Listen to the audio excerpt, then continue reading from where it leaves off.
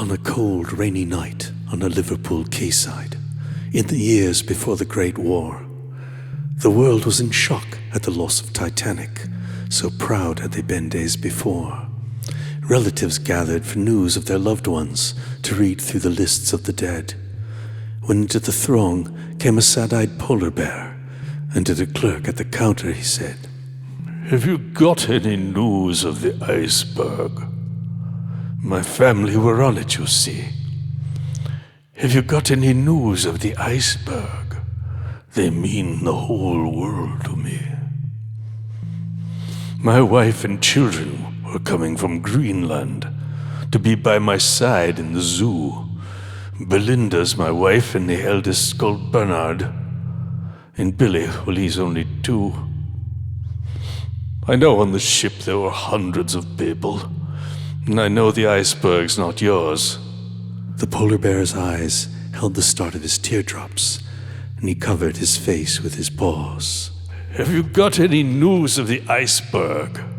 My family were on it, you see. Have you got any news of the Iceberg? They mean the whole world to me. It's been over a year since I last saw my children. I left home to build my career. I've worked very hard. I'm a star in the circus. It's all been for nothing, I fear. That's my face on the poster. We're in town this week. My children are meeting me here." Everyone watched as he struggled to speak, and his paw brushed away one more tear. "Have you got any news of the Iceberg? My family were on it, you see. Have you got any news of the Iceberg? They mean the whole world to me." By now all the people had gathered beside him. His grief was one they could share. The people round him in silence and sadness listened to the sad polar bear. "I wanted my children to see me performing, and Belinda, she would have been proud." At last, lost for words, and his tears flowing freely, the question was asked by the crowd.